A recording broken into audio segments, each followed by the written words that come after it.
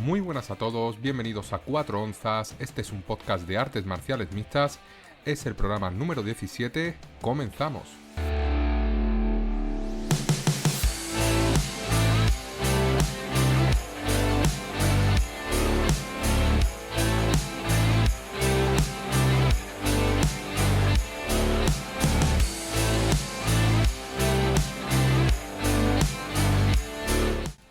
Ay, qué cerca estuvo la victoria de Dustin Poirier, qué cerca estuvo el diamante de dar la gran campanada de la noche en este evento UFC 302 realizado en Newark, en New Jersey. Un evento decepcionante, como indica el título del programa, un evento con muchas decisiones, con muchos combates yendo a las cartulinas de los jueces, un evento del que se esperaba a priori mucho más y que pues no cubrió del todo las expectativas. Sí que es cierto que nos dejó muy buenas peleas, como por ejemplo esta última de Islam Makhachev frente al norteamericano, frente a Poirier, pero luego pues desde el comienzo de la velada, decisión tras decisión, el público ya abucheando, pidiendo actividad, pidiendo que los peleadores intentaran finalizar, conectar, hacer daño, intento de sumisiones. Pero la verdad que hasta que no llegó Jailton Almeida para, entre comillas, salvar la cartelera con su sumisión temprana sobre Alexander Romanov, que posteriormente analizaremos, pues hubo hasta 5 peleas consecutivas que fueron a las cartulinas. Es cierto que hubo peleas a cara de perro, por así decirlo, como la de Mickey Gall contra Basil Hafez, por ejemplo, que sí que es cierto que pudo finalizar en cualquier momento, ambos peleadores lo dieron todo, nada que reprochar a estos dos gladiadores. Pero sí que es cierto que luego, pues desde la pelea de Andre Lima frente a Raposo, pasando por la primera pelea femenina de la noche de la argentina Ailín Pérez contra Edwards, la pelea de James Matthews y Philip Rowe, Graham Dawson contra Solecki, pues faltó cierto atractivo, ¿no? en este sentido, y es normal que los jueces pues abuchearan pues ya no solo al principio de la cartelera, sino también en la penúltima pelea de la noche, ese combate entre Sean Strickland y Paulo Costa, en el que no hubo pues ningún intento de agresión real o de agresión para finalizar, pues prácticamente hasta el final de los asaltos y prácticamente hasta el final del combate, que es cuando Strickland más cerca estuvo de finalizar o más ganas puso para intentar finalizar a Paulo Costa. Como viene siendo habitual, pues vamos a realizar un repaso desde abajo hasta arriba, ¿no? Empezando por las preliminares hasta la cartelera principal, cerrando el análisis con la pelea principal de la noche, este combatazo entre Poirier e Islam Makhachev, que al final pues terminó con las manos del ruso en alto, levantando el cinturón, aguantando o reteniendo el título. Pero bueno, estuvo bastante cerca el norteamericano, estuvo bastante cerca Poirier de dar la gran machada de la noche y una de las grandes machadas de la temporada de artes marciales mixtas, y llega a vencer al ruso, al pupilo de Khabib. Pero como viene siendo habitual, pues vamos a comenzar desde el principio, desde lo más abajo, desde lo profundo de la cartelera, desde esa primera pelea preliminar que enfrentaba a Andre Lima frente a Miche Raposo. Andre Lima, ese peleador conocido por haber sido mordido en su última pelea, haber ganado por haber sido mordido por su rival, haberse tatuado también en ese mordisco pues un tatuaje, ¿no? De la marca para guardarlo durante toda su vida, ¿no? Recordando que, bueno, su primera victoria en UFC vino por un bocado del rival. Es verdad que, como ya comenté en el programa que realizamos en su momento, el rival, Igor Severino, compatriota brasileño también, muy joven, los nervios, ese debut en UFC, pues te puede pasar factura. La UFC cortó a Severino el contrato inmediatamente. En principio, a corto o medio plazo, no va a volver a pelear en UFC. Creo que me pareció un pelín precipitado. Por supuesto, entiendo la decisión de Dana White y el resto de directivos de la compañía. Pero sí que es cierto que me da pena por el chaval, porque cuando llegas a morder en un debut, pues algo no está bien en tu cabeza, y se entiende o se medio justifica que pueda ocurrir a un peleador joven, a un peleador que está debutando, a un peleador que está perdiendo la pelea, que por esa impotencia, por esos nervios y por esa presión, pues en un momento dado suelta ese mordisco. Anécdota aparte, segunda victoria consecutiva de Andre Lima, victoria muy clara, aunque un juez le dio la victoria a Miche Raposo. Hablaremos de este juez largo y tendido durante el programa, porque es un protagonista que va a aparecer otra vez en la cartelera. Su nombre es Dave Tirelli. Le dio la victoria por 29-28 a Mitch Raposo, dándole los 2 primeros asaltos al norteamericano. Esta es una pelea en la que Lima ganó todos los asaltos, que no hubo lugar a dudas. Sí que es cierto que quizás el segundo fue el que estuvo más cerrado, que se lo puede dar a Raposo, vale, por supuesto, siempre teniendo en cuenta que el primero lo ganó Lima y que el último también, 29-28 André Lima, venga. Es verdad que no es lo lógico, que ese segundo asalto, para mí lo ganó también a Lima claramente, pero fue el menos claro de los 3 asaltos en mi opinión. Y bueno, siempre se puede entender que un juez, pues desde un ángulo, a lo mejor no vea bien una pelea o no perciba correctamente la dominación y en un asalto se equivoque, por supuesto, somos humanos. Pero darle 2 asaltos a Raposo en esta pelea, darle la victoria a Raposo y que esta victoria de André Lima no sea por decisión unánime, es un escándalo. Pero es que vamos a ver un escándalo, para mí, mayor aún, en una pelea posterior, mucho más avanzada, en la pelea penúltima entre Paulo Costa y Sean Strickland, en la que la polémica también viene de la mano de este Dave Tirelli, de este juez de artes marciales mixtas, que como ya ha comentado Dana White, no va a estar nunca más sentado juzgando una pelea de UFC, porque es escandaloso que esto haya ocurrido, ya no por equivocarte, que por supuesto nos podemos equivocar, sino que te equivoques 2 veces en la misma cartelera y de una forma tan grave. Estamos hablando de jueces profesionales, no estamos hablando de jueces amateurs que lleven pues viendo peleas de artes marciales mixtas un par de años, o de personas que entran nuevas, o casual que puntúan una pelea, que a veces pues no saben cómo se juzga una pelea, que primero pues está el valor, ¿no? El criterio que se tiene en cuenta, en primer lugar, es qué peleador está más cerca de finalizar, luego qué peleador ha hecho más daño, qué peleador ha tenido más control.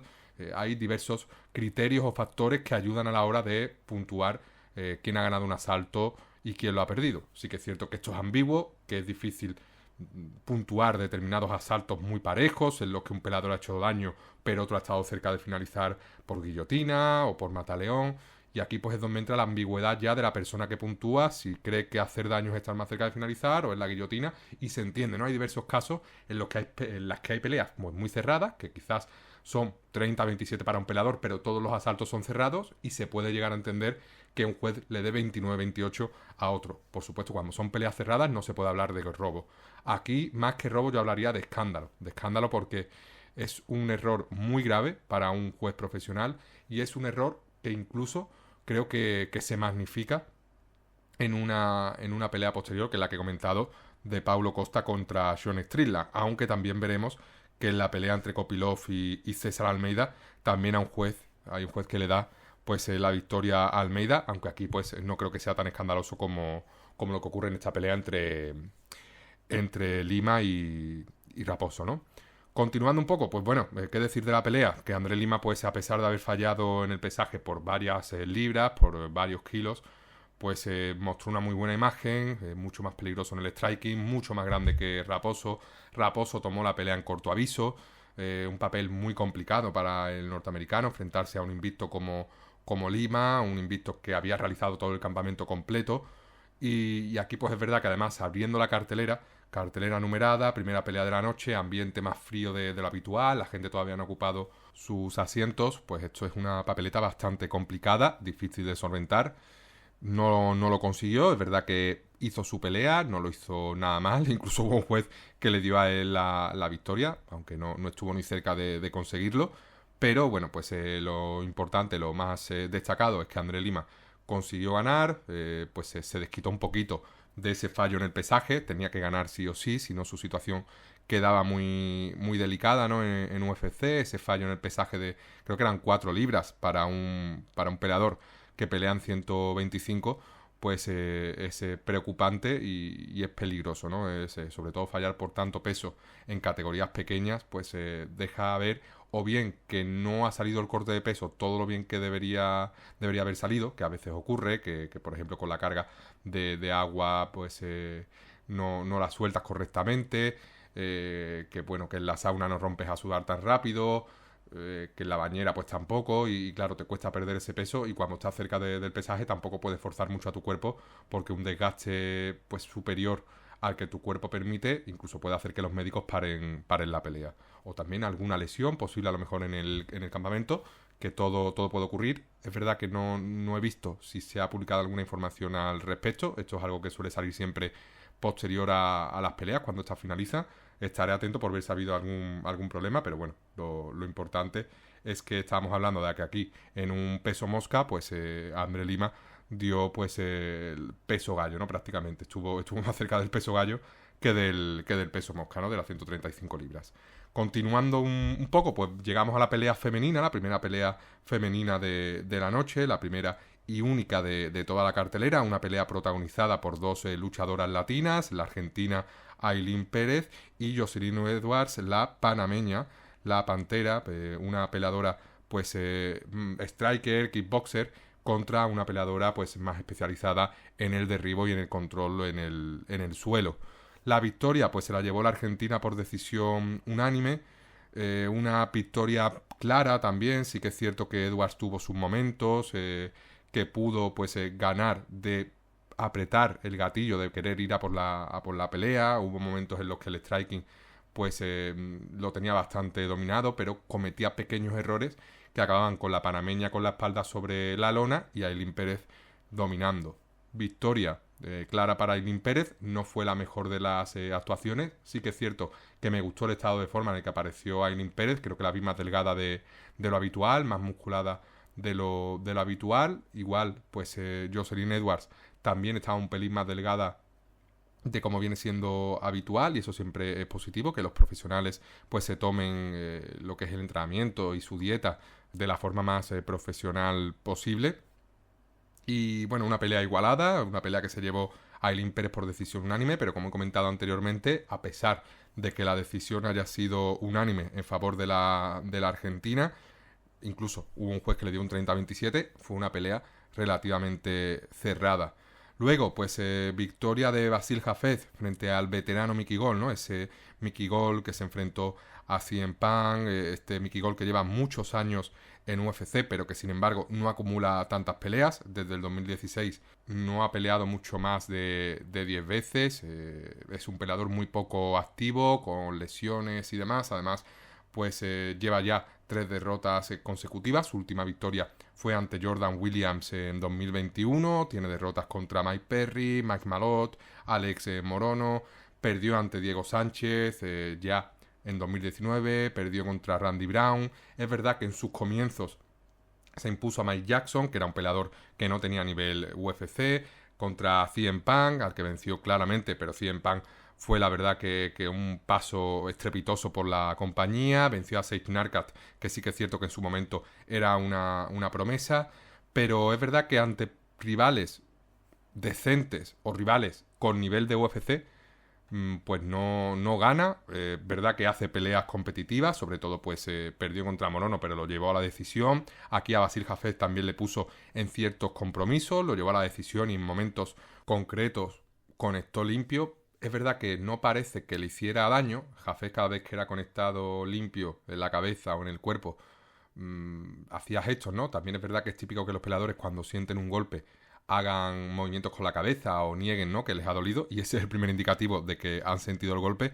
Pero sí que es cierto que aquí Hafez conectó limpio, parecía que conectaba más fuerte, no quiso llevar la pelea al suelo, y cuando la llevó no dominó o no la mantuvo durante mucho tiempo. El grappling o la ventaja de grappling se suponía que la tenía Hafez, ya ganó a Mickey Gall hace algunos años en un torneo, si no me equivoco, de Jiu-Jitsu, y aquí pues ganó el favorito, ganó el peleador pues más completo, por así decirlo, mejor pegador, con mejor mandíbula, con mejor jiu-jitsu. El wrestling pues es quizás la ventaja que tenía Mickey Gall, pero Mickey Gall, un peleador que tampoco es que tenga un cardio excelente, pues más allá del primer asalto tampoco es que tuviera muchas fuerzas para intentar los derribos, y sobre todo intentar derribos ante un peleador que es superior a ti en el jiu-jitsu no es la decisión más inteligente. Mickey Gall pues se pone ya entre la espada y la pared, porque ya, como he comentado, son 3 derrotas consecutivas. No quedan peleadores de mucho menos nivel en el ranking, ¿no? O en el roster. Por lo tanto, es complicado que pueda conseguir una victoria y que se pueda mantener en la compañía. No sería malo que buscara pues peleas más allá de UFC, en compañías más pequeñas, en ligas regionales. Es verdad que solo tiene 32 años, que puede seguir mejorando, que es un peleador con buenas cualidades, con buen físico. Su mentón no es especialmente bueno, su striking tampoco, pero es un peleador grande, es un peleador que puede conseguir victorias y encabezar carteleras de ligas regionales. Basil Hafez, superior a Mickey Gall, en la mayoría de áreas, tampoco es nada del otro mundo, pero sí que es cierto que llevó a la decisión a Jack de la Madalena, incluso fue decisión dividida, un juez que creyó que ganó el norteamericano, que ganó Hafez, y eso es un mérito muy importante, sobre todo teniendo en cuenta que Jack Della es un luchador que va por el título y que en un par de peleas como mucho va a estar peleando por el cinturón si sigue consiguiendo victorias. Es un boxeador de primer nivel, muy fuerte y muy complicado de enfrentar, sobre todo si tomas también la pelea en corto aviso, que es como la tomó Hafez en su momento, y es complicadísimo aguantar los envites y el ritmo de Jack Della. Por lo tanto, victoria importante para Hafez, que sí que es cierto que hubo momentos en los que quizá arriesgó demasiado, que descuidó su mentón, su guardia y fue conectado por gol. Parece que no fueron impactos muy importantes, muy significativos, pero cuidado porque cuando te coja un peleador con mejor pegada, que conecte más limpio, que sea más técnico que gol, que son la mayoría de los peleadores de UFC, de la división, te van a mandar a dormir si peleas haciendo este tipo de combates o siguiendo este tipo de estrategias. La siguiente pelea de la noche, pues una protagonizada por un veterano de la compañía, un peleador muy joven, pero con muchas peleas UFC a sus espaldas, Jake Matthews, el australiano de Celtic Kid, el chico celta, un peleador muy joven que no llega todavía a los 30 años y que aún así, como ya comentamos en el último programa, lleva peleando en UFC desde prácticamente 2015, con mucha más actividad que por ejemplo Mickey Gall, muchas más peleas a sus espaldas, venciendo a peleadores importantes de buen nivel, enfrentándose a luchadores de nivel alto del ranking, perdiendo la mayoría de esas peleas, es cierto, pero compitiendo y ganando experiencia. Aquí, pues tras su derrota contra Michael Morales, contra el ecuatoriano, que es una de las mayores promesas de la UFC, pues bajaba un poquito el nivel, bajaba un par de peldaños en este ranking, ¿no? O en este roster, para enfrentarse a Philip Rowe, el norteamericano, un luchador muy grande, un luchador con un grappling de muy buen nivel. Sí que es cierto que con un cardio sospechoso por momentos, muy largo. Es un peleador que, como he comentado, es grande, tiene que hacer recortes de peso importantes para dar el peso, valga la redundancia, y un Philip Rowe que es peligroso, sobre todo en el suelo, que es muy largo y que en el striking pues es competitivo. Sí que es cierto que aquí la ventaja de striking la tenía Jake Matthews, que es más un kickboxer, y aquí pues se consiguió una victoria por decisión unánime. Es verdad que Rowe tuvo sus momentos, pero ese tercer asalto pues se acabó de decantar la pelea en favor de Jake Matthews, un tercer asalto muy claro. Es cierto que en los anteriores, sobre todo en el primero, pues Rowe fue competitivo, pero aquí, en cuanto bajas un poquito el cardio y Matthews pues tira de su experiencia, nada tuvo que hacer el bueno de Philip Rowe, que es un peleador de buen nivel, que es un peleador capaz de lo mejor y lo peor, encadena actuaciones muy buenas con actuaciones muy malas. Quizás depende un poquito de cómo le responda al cardio en sus peleas, porque se suele venir abajo muy rápidamente, como si el corte de peso le hubiera afectado. Bueno, pueden ser diversos motivos. Es verdad que hay peleadores que tienen una capacidad de cardio superior que otros. Hay peleadores que por estilo suelen cansarse antes que otros, que son más pacientes. Pues por ejemplo está el caso de Paulo Costa y Sean Strickland, que analizaremos más tarde, en el que Paulo Costa pues retrocediendo, se va cansando, y Sean Strickland, con ese cardio que es impecable, va presionando y se le ve fresco como una lechuga en el último asalto, en el último minuto, para, por ejemplo, pues intentar la finalización. Philip Rowe es un peleador que suele ir de más a menos, salvo que domine en el suelo, que es su mejor área, su mejor cualidad, y aquí pues no pudo hacerlo, y en el tercer asalto pues Jake Matthews despejó todas esas posibles dudas y todas esas pequeñas posibilidades de victoria que tenía Philip Rowe, que bueno, que según algunos jueces pues ganó el primer asalto. Continuando un poco, pues llegamos a la gran pelea de grapplers, ¿no? La pelea con el nivel medio de grappling más alto de toda esta cartelera, un grappler puro como Joe Solecki, especialista en Jiu-Jitsu, frente a un grappler, Grant Dawson, más fuerte, más wrestler, más de control sobre sumisión, ¿no? Por así decirlo, más dominio de posición que dominio por intento de sumisión. Y Joe Solecki, pues un peleador que desde diversos ángulos te puede intentar pues muchos tipos de sumisiones, puede intentar encajar los triángulos, guillotina, mata león, palanca de brazo, más técnico Joe Solecki, como comentamos en la previa de este evento, y más completo, más fuerte Grant Dawson. Una pelea también bastante igualada, sí que es cierto que hubo dos jueces que le dieron la victoria por decisión unánime a Grant Dawson partía como claro favorito. Es verdad que hubo varios asaltos que estuvieron igualados, sobre todo el primero y el segundo. El primero yo se lo podría dar a Solecki sin ningún problema. El segundo ya empieza pues a ser dominado por Grant Dawson. Y en el tercero pues el dominio de Dawson fue total.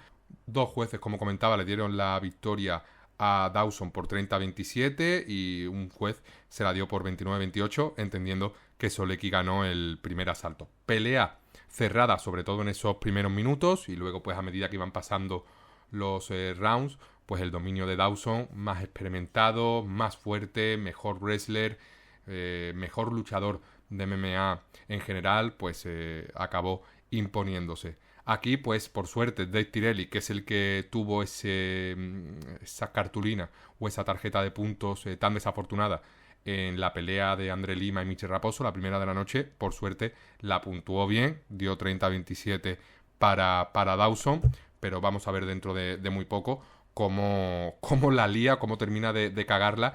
Continuando un poco, pues llegamos a la penúltima pelea de las preliminares, en estas preliminares en las que aparecía el conocido Jailton Almeida, un Jailton Almeida que tras perder ante Curtis Blade bajó muchísimo, pues ya no solo el nivel del rival, sino también la posición de pelea, ¿no? Ver a Jailton Almeida en las preliminares y sin protagonizar las preliminares es destacable, ¿no? Un peleador de primer nivel, un peleador en el que la UFC tiene depositadas grandes esperanzas. Sí que es cierto que decepcionó la pelea contra Curtis Blade, dominó en el primer asalto y luego tomó la extraña decisión de mantenerse o de dejarse ser golpeado por Curtis, ¿no? Con estos codos tan limpios que recibió en el segundo asalto hasta ser finalizado. Muy extraño, ¿no? Esa decisión que tomó Almeida en esa pelea. Y aquí, pues, de Curtis Blade pasaba a Alexander Romanov, un luchador con un nivel mucho más bajo, un buen grappler, pero un luchador con un wrestling sospechoso, por así decirlo, un striking muy pobre y un cardio todavía peor. Por lo tanto, era una pelea en la que Romanov pues iba prácticamente a contrarreloj y a medida que iban avanzando los minutos o que fuesen avanzando los minutos, sus probabilidades de victoria iban a ir bajando exponencialmente. Jailton Almeida, dominando desde el principio, en cuanto pudo, derribó a Alexander Romanov, lo controló en el suelo, un peleador más pequeño, pero más fuerte y más técnico, cogió la espalda y encajó el mataleón, tardó 2 minutos y medio en finalizar a Romanov, que la verdad que es poquísimo, sobre todo para un peleador tan grande como Romanov, también un especialista en grappling como Romanov, que también ha finalizado a peleadores como Marco Rogerio de Lima muy rápidamente también, por lo tanto pues victoria de mérito para Jailton Almeida, pero sí que es cierto que tiene que mejorar ese striking y tiene que mejorar sobre todo determinadas decisiones en las peleas a medida que vayan pasando los minutos. Tiene que mejorar en el striking porque sobre todo si te encuentras a luchadores como Curtis Blade que son buenos wrestlers, es cierto que lo derribas mucho en el primer asalto, pero luego con el cansancio del segundo o en determinadas situaciones en las que no puedes derribar tan cómodamente porque se defiende mejor tu rival o porque se encuentra con la espalda apoyada en la valla y hace contrapeso o porque te mete los ganchos para que no puedas derribar, tienes que tener alternativas, planes B y planes C. Aquí Jailton, en ese momento Jailton demostró que no tenía muchos planes o que le dio una enajenación mental, por así decirlo, y se vio finalizado y por lo tanto pues su camino hacia el título o hacia el cinturón, que es verdad que estaba relativamente cercano y se empezaba a rumorear, pues se fue al traste.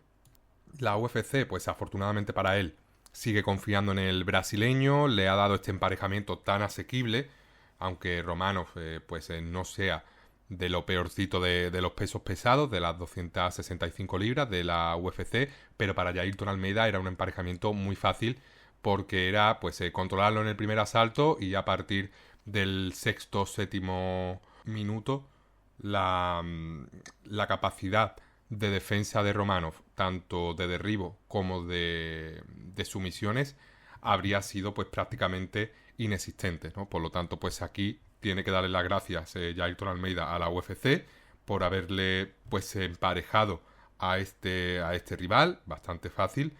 Y bueno, pues hay que continuar, hay que tomarse lo de Blades o la derrota contra Blades como aprendizaje, intentar no cometer ese error de nuevo. No descarto que haya una revancha a medio o corto plazo frente a Curtis Blades. El dominio de Jailton en el primer asalto fue total. Es cierto que la finalización de Blades en el segundo dejó muchas dudas sobre la figura de Jailton Almeida, pero teniendo en cuenta esa dominación en el primer asalto, en esos primeros minutos, a por ese récord que iba Jailton de derribo tras derribo, ante un wrestler que posiblemente sea el de más nivel de los pesos pesados. Blades es un luchador con una capacidad de derribo y de defensa de derribo altísima, y aquí se vio contra Almeida, que parecía un boxeador que no ha entrenado MMA en su vida, fue derribado con muchísima facilidad. Pues deja ver que Jailton tiene base, que Jailton es un peleador con capacidad para estar ahí de nuevo y quizás pues no ante Curtis, pero ante otro luchador pues se luzca, pero creo que va a tener que mejorar mucho, que va a tener que mejorar la capacidad también de control en el suelo, porque es muy importante no solo derribar, sino mantener al rival en el suelo. Si derribas 15 veces en el primer asalto, significa no solo que has derribado 15 veces, sino que tu rival se ha levantado 15 veces. Por lo tanto, tu capacidad de dominio en el suelo no es tal o no está a la altura de tu capacidad de derribo. Por lo tanto, controlar a tu rival en el suelo, pesar bien, controlar la posición, ya no solo intentar someter, sino llegar a posiciones de control que permitan sumisiones más fáciles que otras. Cansar a tu rival, descansar poniendo el peso sobre tu rival. Eso es muy importante y son cosas que Jailton no demostró en la pelea contra Curtis Blade y que desembocaron en ser finalizado en el segundo asalto. De no haber cometido seguramente algunos de los errores que he comentado anteriormente, pues se habría mantenido el control en el segundo asalto y habría ya a lo mejor no sido derribado 8 veces Curtis Blade, pero sí 4 y siendo controlado pues todo ese asalto. Continuando un poco, pues llegamos ya a la última pelea de las preliminares, la que yo decía que podía ser la pelea tapada de la noche. No decepcionó. Fue la de César Almeida, kickboxer élite, kickboxer también conocido por haber ganado a Alex Pereira en uno de sus 3 enfrentamientos. Se enfrentaba a Roman Kopylov, especialista en sambo, ruso, con también un buen striking, muy rápido y también un buen wrestling y control desde el suelo. No es un especialista en grappling, pero mucho mejor que Almeida en este aspecto. Almeida, pues de menos a más, sobre todo a nivel de striking, a medida que los minutos pasaban, empezaba a hacer daño a Kopylov arriba, pero Kopylov, en cuanto se notaba sentido, buscaba el derribo de forma inteligente y se quitaba pues ese peligro de Almeida con esa potencia que tiene en sus puños. La victoria fue por decisión dividida. Chris Lee le dio la victoria a Almeida, entendiendo que el control no es equiparable al daño. Es verdad que Almeida conectó más limpio en el tercer asalto, pero es cierto que la mayoría de este asalto se realizó en el suelo y los minutos de control de Kopylov, pues según Sal D'Amato y Eric Colón, que eran los otros 2 jueces, pues primaron, ¿no?, sobre el daño. Es argumentable o se puede defender que Almeida ganó la pelea, sobre todo el segundo asalto, que para mí fue claro para él, o creo que él lo ganó, y luego pues estaría ese tercer asalto en el que ya depende un poco del juez que lo puntúe y que lo evalúe. Una lástima porque Almeida tenía ahí esa narrativa, ¿no?, de enfrentarse a Pereira y esa revancha, ¿no?, intentar igualar lo que son las victorias, ¿no? Tiene 2 victorias Pereira y una César Almeida, pero aquí pues se ha encontrado a un rival no mejor que él en el striking, pero sí mejor que él en el suelo, y muy rápido. Sobre todo la impresión que me dio Kopylov es que no tenía tanta fuerza en los puños, no hacía tanto daño, aunque creo que consiguió un knockdown en el primer asalto, pero sí que es cierto que era muy, muy rápido y sacaba pues golpes con muchísima velocidad, además de los takedowns que completó y que le acabaron dando la pelea. Decepción en parte porque esperaba que Almeida finalizara a Kopylov, creo que la UFC también lo esperaba, por eso creó este emparejamiento y lo colocó aquí en el final de las preliminares, pero Kopylov fue inteligente y supo neutralizar ese poder que tiene César Almeida como kickboxer de primer nivel.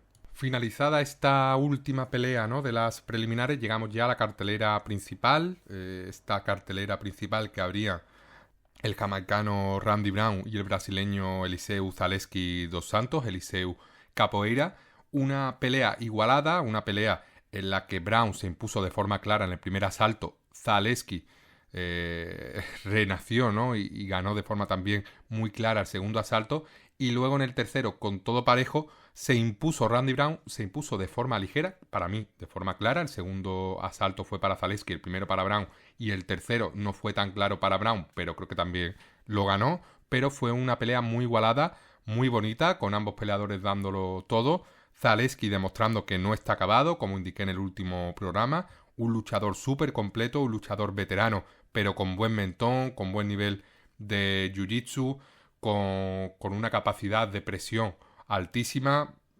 Ya puse como ejemplo la victoria frente a Benoit Saint-Denis hace unos casi 3 años, ¿no?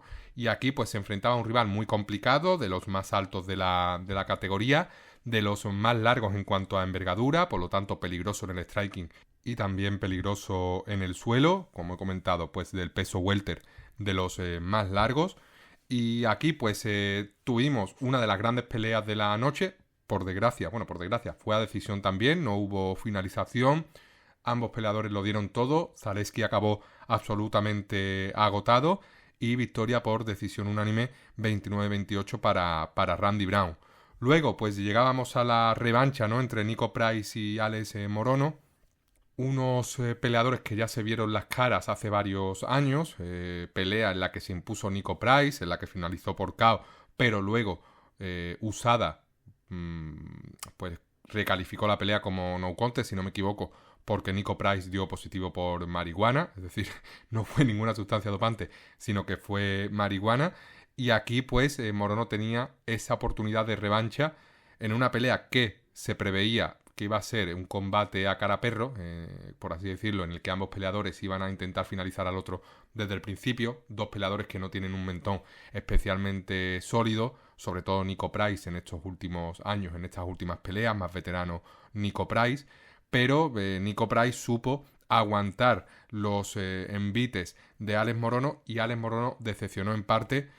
Entiendo que el corto aviso le afectó, porque sí que es cierto que ganó el primer asalto, pero luego se le vio súper cansado, exhausto y perdiendo los dos asaltos siguientes de forma muy clara, sin conectar con violencia, con fuerza sobre el cuerpo o la cara de Price, sin prácticamente ninguna oportunidad de KO. Y Alex Morono, que es verdad que es especialista en coger peleas con corto aviso e incluso ganarlas, pero aquí se le vio peor de lo habitual y, como he comentado, ganó el primer asalto de forma muy clara, pero un bajón de cardio importantísimo los dos siguientes asaltos y los perdió también de forma clarísima. Una lástima, porque a mí Morono es de los peleadores que más me gustan de la compañía, sobre todo de esta división del peso welter. Me parece un infravalorado, un luchador que quizás por el físico no llama especialmente la atención, pero luego pues en las peleas siempre da la cara, incluso ante peleadores mucho más grandes. Es un luchador con un buen gimnasio a sus espaldas, que tiene buen grappling, buen striking, incluso también patadas que hacen muchísimo daño. Creo que incluso tiene una base de taekwondo, que a mí me encanta. Es un arte marcial que es verdad que me parece de los menos efectivos en artes marciales mixtas, pero que a nivel estético, sobre todo cuando un taekwondista conecta patadas, es de lo más bonito que hay en UFC, incluso por encima de los karatecas.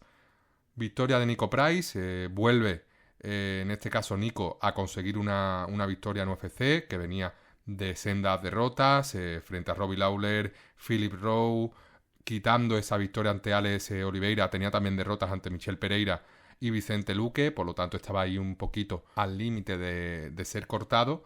Y Alex Morono, pues que prácticamente va a victoria, derrota, victoria. Desde que ganó a Semmelsberger, pues perdió luego con Ponzinibbio, ganó a Tim Means, perdió contra Jackin Buckley, ganó en su última pelea a Kurt McGee, ahora ha vencido a Nico Price y entiendo que le tocará ahora ganar en una pelea en la que tome este combate pues con suficiente antelación para realizar el campamento completo y no cansarse a los 5 minutos, que es algo muy poco habitual en él. No sé si ha tenido algún tipo de lesión o de infección, pero es algo preocupante, ¿no? Que Morono a los 5 minutos ya estuviera totalmente exhausto.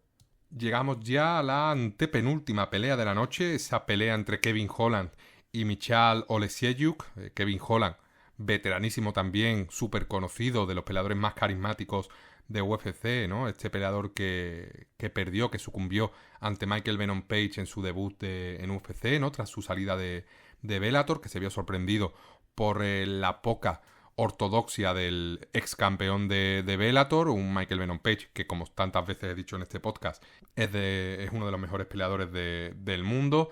Es posiblemente top 5 de los peleadores más divertidos de ver, y que aquí pues le dio a Kevin Holland de su propia medicina. Pues Kevin Holland raro es que se encuentre a un luchador más largo que él, más activo, más dinámico, ¿no? en ese striking, y Kevin Holland pues frente a la movilidad de Michael Venom Page, con las patadas, con los puños, con esos ángulos tan extraños, ¿no? Desde los que lanzaba golpes MVP, pues no supo qué hacer en ningún momento y se vio superado y casi se vio impotente durante todos los minutos que duró la pelea. Aquí, pues UFC le dio un emparejamiento más óptimo para él, un boxeador puro, sin nada de grappling, sin, una base de wrestling importante, y un peleador al que sometió rapidísimamente. Sí que es cierto que hubo cierta polémica porque parece que Michal no tapea, ¿no? En ningún momento, pero Michal creo que tiene una lesión en el brazo porque la palanca fue clarísima, él no tapeó, entiendo que tiene esa dureza polaca, pero llega un punto en el que cuando tienes el brazo totalmente roto, no literal, pero sí luxado por esta palanca de brazo, llega un punto en el que el juez, que tiene unos mínimos conocimientos de artes marciales mixtas, o mejor dicho el árbitro, ¿no? Perdón, que tiene unos mínimos conocimientos de artes marciales mixtas, tiene que parar la pelea, ya no por el mero hecho de que estás sometido, sino también para que no te termine de romper el brazo, sacártelo del hombro o sacarte el codo y dejarte el brazo inhabilitado por años, ¿no? Por lo tanto, Michal tiene que dar las gracias al árbitro, que si no me equivoco era Jardín, porque Kevin Holland tenía totalmente controlada la posición, y de haberse alargado más esta posición de dominio en el suelo, no solo le habría sacado este brazo, que creo que era el derecho, sino también le hubiera posiblemente sacado el hombro del otro brazo, porque el dominio de Kevin Holland en el suelo sobre Michal es total. Michal Olesiejczuk, como he comentado, un boxeador de muy buen nivel, un peleador que no es especialmente grande, pero que está limitado por ese grappling. Se vio finalizado por Michel Pereira en su última pelea, se vio finalizado también por Caio Borrallo, que son dos peleadores de altísimo nivel, sobre todo Borrallo, y aquí contra Kevin Holland, pues también ha sido finalizado las 3 veces por sumisión. Es su gran talón de Aquiles, un boxeador con un muy buen boxeo, muy pulido, de esta escuela polaca, pero luego pues con muchas deficiencias en el suelo, y ante rivales de la talla de Caio Borrallo, de Kevin Holland o incluso también de Michel Pereira, que no es tampoco un grappler de primer nivel, se ve superado y se ve dominado. Por lo tanto, situación delicada la que tiene Michal Olesiejczuk. Habrá que esperar a ver qué emparejamiento le pone la UFC, que no creo que lo corte, al polaco para su próxima pelea. Si le vuelve a emparejar a un grappler, posiblemente ya tengamos ahí pues claro que UFC no quiere que Michal permanezca en el roster, porque le está dando prácticamente otra derrota más en su récord. Kevin Holland, pues qué decir de él, un peleador capaz también de lo mejor y de lo peor, un caso muy similar a Philip Rowe, aunque Kevin Holland libra por libra es muchísimo mejor que Philip Rowe, un peleador que es verdad que ha ganado a luchadores de la talla de Santiago Ponzinibbio, el argentino, de Michael Chiesa, también ha ganado a Tim Means, Alex Oliveira, pero cuando llega a lo mejor de la división o a los puestos altos de la división, hablamos de Khamzat Chimaev, Stephen Thompson, Jad Della o Michael Venom Page, que es verdad que es nuevo en la compañía, pero que ya ha irrumpido en el ranking, se choca, se da contra un muro y no consigue sobrepasar esa barrera. Es cierto que aún es relativamente joven, que tiene solo 31 años, que tiene todavía capacidad de mejora, sobre todo en lo mental, porque hay peleas en las que desconecta muy rápidamente, y tiene cualidades, tiene físico, tiene técnica, tanto arriba como en el suelo, para hacer cosas importantes, pero quizás si se hubiera tomado más en serio las MMA, sobre todo a nivel profesional, pues quizás en lugar de tener un 26-11 en UFC, pues tendría a lo mejor un 30-7, habría vencido a algunos rivales, ¿no? Que son algunos de los que le han sumado derrotas en su carrera. Por supuesto, cuando hablamos de vencer a Chimaev o vencer a Jack Della, aquí no hablamos de malas decisiones, sino que aquí hablamos de grandes peleadores que te suponen una dificultad muy alta, ¿no? Ganarles. Pero hay otras peleas en las que se le ve hablando mucho, en las que se le ve tomando decisiones raras, como por ejemplo la pelea de Stephen Thompson, en la que no intentó derribar a Thompson en ningún momento, y son cosas que al final pues acaban suponiéndote derrotas en tu récord, hacer que bajes a lo mejor un par de escalones en el ranking para enfrentarte a un peleador peor, al que acabas ganando, pero luego al subir te vuelves a enfrentar a un emparejamiento que te viene mal como Chimaev, y la compañía, a pesar de que te tiene cierto cariño, como es el caso, pues tampoco puede auparte a una pelea por el título o a una semifinal de pelea por el título, porque no terminas de encajar o de sumar 2-3 victorias consecutivas, ¿no? Por esa irregularidad. Finalizado el análisis de esta victoria de Kevin Holland, pues llegamos ya a la victoria de Sean Strickland frente a Paulo Costa por decisión dividida, porque, como comentaremos ahora, a un juez se le ocurrió la maravillosa idea de darle 4 asaltos a Paulo Costa. Una victoria de Strickland que fue total, de principio a fin, prácticamente siguiendo toda la estrategia o la misma estrategia en todos los asaltos, en todos los minutos, presionar a Costa, lanzar patadas frontales y al final de cada asalto presionar un poco más para conectar limpio y hacer daño a Costa, quitando toda posibilidad de duda de que ese asalto lo había ganado él. El brasileño, por su parte, retrocediendo continuamente, no encontrando nunca esa distancia óptima para el pateo o esas patadas, ¿cómo decirlo?, giratorias, ¿no?, que tanto le gusta sacar a Paulo Costa. Sí que es verdad que Paulo conectó bastantes low kicks, tanto es así que llegó incluso a hacerse daño él mismo cuando Sean Strickland bloqueaba estas patadas. Y fue una pelea en la que, como mucho, pues le puedes dar a Paulo Costa quizás un asalto o dos. Pues yo qué sé, tienes un mal día, le das un asalto a Paulo Costa, tienes un día horrible, le das 2 asaltos a Paulo Costa, pero lo que no es admisible es que le des 4 asaltos a Paulo Costa, que es lo que ocurrió con este juez Dave Tirelli, que tenía pues también o tiene ese contexto de haberle dado a Miche Raposo la victoria frente a André Lima. Por lo tanto, estamos hablando de un sospechoso habitual de la misma noche, en el que pues tenemos posiblemente la peor tarjeta de puntuación de la historia reciente de la UFC y quizás de las artes marciales mixtas modernas. Sobre todo de UFC, yo no recuerdo una cartulina de puntuación tan escandalosa como esta. Como he comentado, creo que Sean Strickland ganó 50-45 todos los asaltos de forma relativamente clara. Por supuesto, si te pones a echar la vista atrás, le puedes dar el primer asalto a Paulo Costa, le puedes llegar a dar el cuarto asalto a Paulo Costa. Quizás si tienes un mal día o yo que sé, te ha entrado algo en el ojo y no has podido ver el asalto completo, le puedes llegar a dar el segundo asalto también a Paulo Costa, pero darle, como fue el caso de Dave Tirelli, primero, segundo, tercero y cuarto asalto a Paulo Costa, todos, es escandaloso. Es absolutamente escandaloso porque, primero, no refleja lo que ocurrió en la pelea, no refleja las sensaciones dentro del octógono, porque solo hay que ver a Paulo Costa pelear y la cara que ponía cada vez que finalizaba un asalto. No refleja lo que nos llegó a los espectadores a través de las cámaras de televisión. Solo hay que ir, por ejemplo, a la página MMA Decisions para ver las tarjetas, ¿no?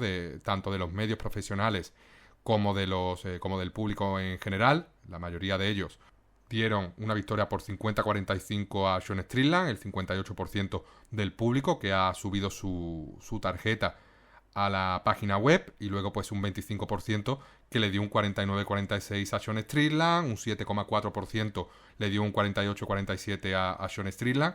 Por lo tanto, estamos hablando de que el 95% del público le dio victoria a Strickland, y de ese 95 el 80% prácticamente, o más del 80%, perdón, le dio victoria a Strickland en al menos 4 asaltos. Luego aquí es verdad que hay un porcentaje residual de un 5% que creyó que Costa ganó la pelea.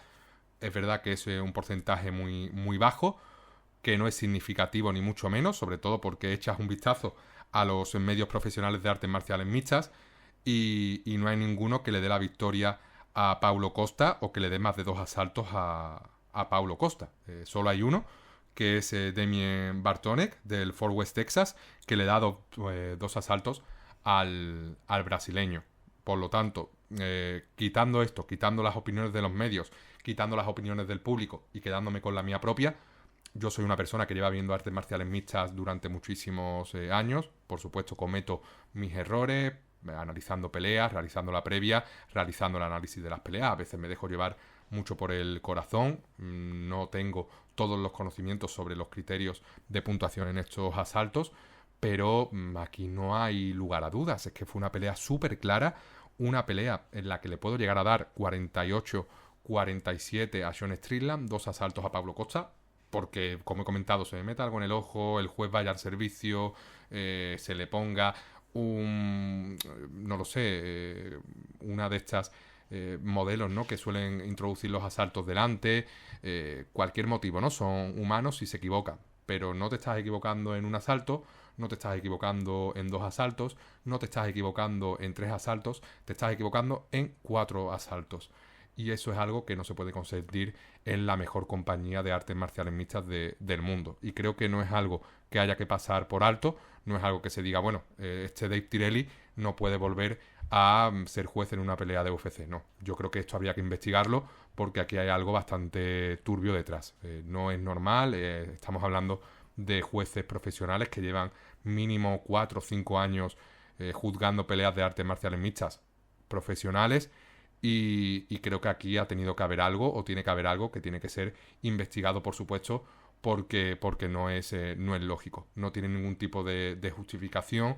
Entiendo, por supuesto, que son humanos. Puedo llegar a justificar en muchos casos cartulinas erróneas, o que creemos que son erróneas, y nosotros los calificamos como robo, pero luego te pones a analizarlo y dices, bueno, es que es verdad que este asalto fue cerrado, es que este segundo asalto él intenta una guillotina, es que en el tercero conecta limpio sobre el hígado y el rival se resiente. Bueno, siempre podemos encontrar justificaciones, pero en este caso no hay justificación alguna de que Dave Tirelli le diera 4 asaltos a Paulo Costa, esos 4 primeros asaltos, y me parece escandaloso. La verdad que creo que tiene que haber aquí algún motivo turbio o algún motivo personal. No sé qué puede pasar. A veces pues puede ser, aquí por supuesto suponiéndolo, que el juez pues yo qué sé, se ponga a puntuar estando ebrio o drogado, y no tenga toda la percepción óptima para puntuar una cartulina. Esto habrá pasado más de una vez,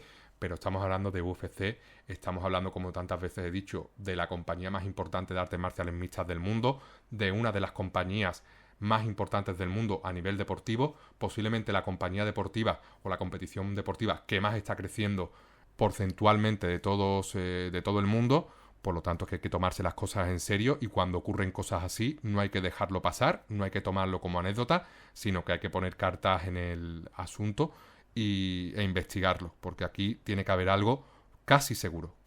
No me parece ni mucho menos normal, ni lógico, ni justificable, ni nada así, ni un mal día ni similar. Aquí hay algo y debería ser investigado de oficio, ¿vale? No sé cómo funcionarán las autoridades en Estados Unidos en este sentido, pero creo que tendrían que realizar una investigación, porque es muy sospechoso esto, sobre todo teniendo en cuenta el contexto de que Dave Tirelli también le dio la victoria a Raposo frente a Lima. Lo mismo que es un mal juez, que por supuesto lo es, ¿no? Si ha dado estas puntuaciones es un mal juez, pero yo espero que además de no ser un mal juez, no sea un mal profesional y haya cosas de por medio de apuestas, de mafias y demás. Espero que no, ¿no? Pero esto tiene que ser investigado porque es gravísimo que ocurra.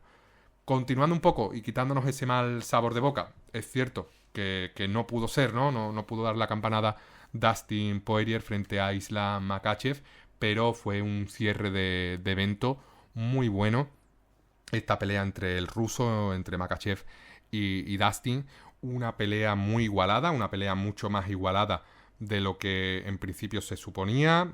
Islam Makhachev, como tantas veces he comentado, es una especie de versión moderna o mejorada de Khabib. Quizás no tiene ese dominio de wrestling y de grappling, pero luego en el striking es superior. Y fue una pelea, sobre todo, que en mi opinión llegó al quinto asalto con los dos peleadores empatados. Es decir, le daba yo el primer asalto claramente a Makhachev, le daba el segundo asalto igualado a Poirier, el tercero también relativamente claro para Makhachev y el cuarto también claro para mí, para Poirier. Por lo tanto, teníamos aquí la opción de 2-2 o 3-1 para Makhachev. Los jueces, ¿cómo lo tenían en ese momento?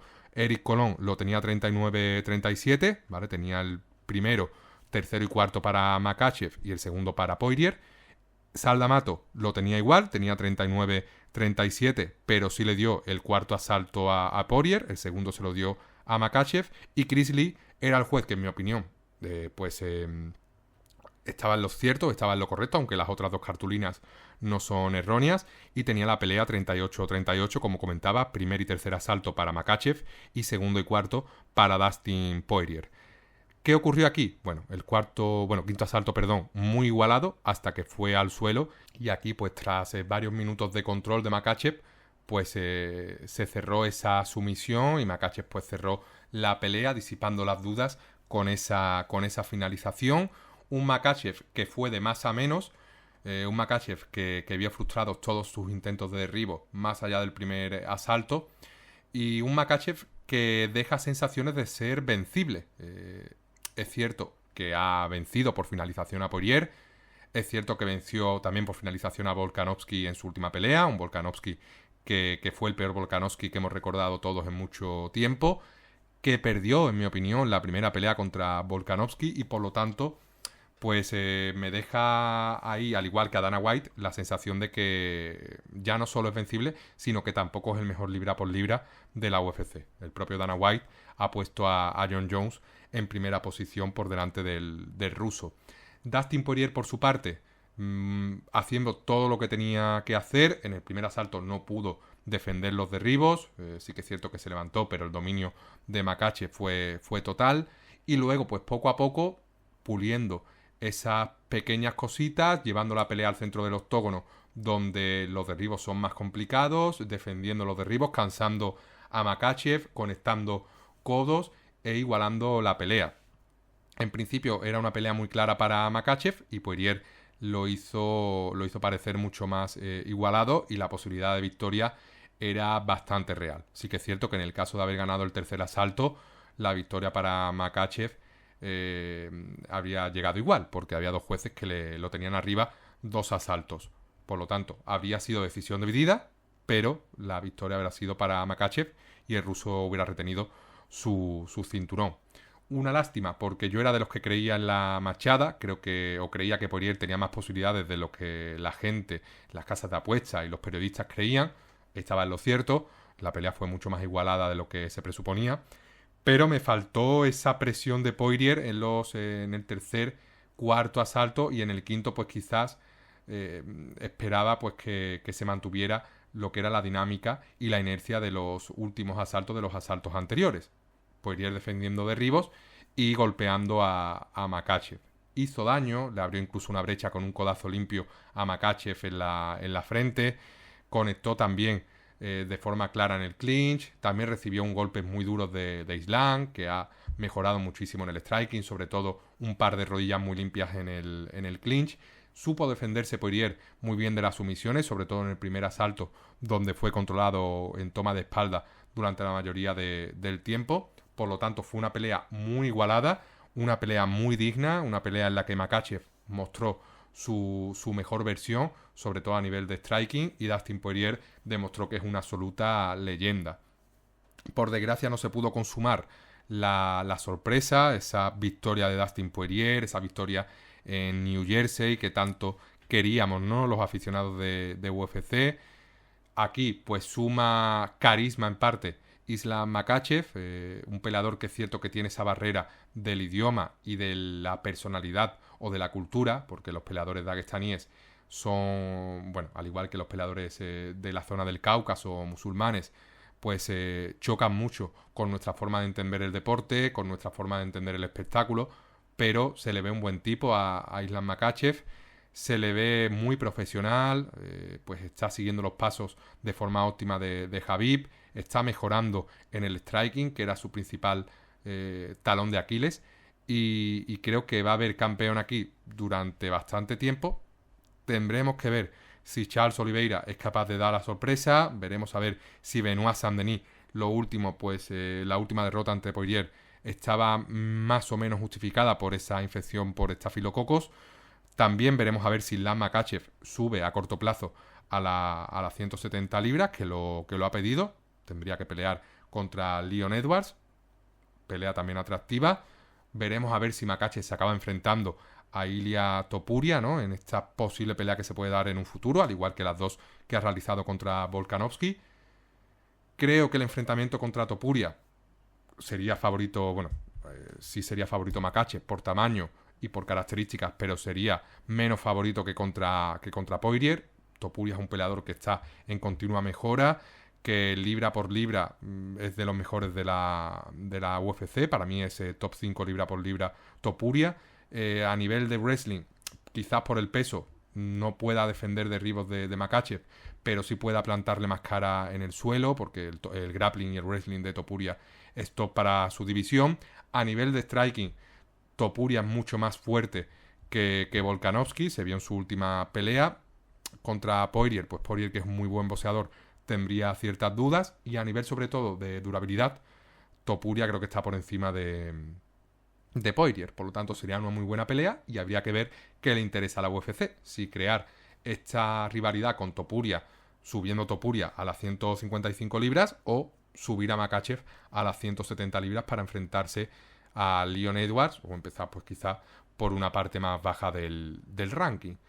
En definitiva, pues esto ha sido todo lo que nos ha deparado este evento UFC 302, un evento que ha decepcionado, en el que algunas peleas no han terminado de emparejar del todo bien, muchas menos finalizaciones de las que quizás esperábamos, y un evento que queda manchado también por esta polémica de los jueces, ¿no? Estas cartulinas tan extrañas, y en el que, pues por desgracia, quizás la guinda, ¿no?, pudo ser la victoria de Poirier, sobre todo para la mayoría de los aficionados.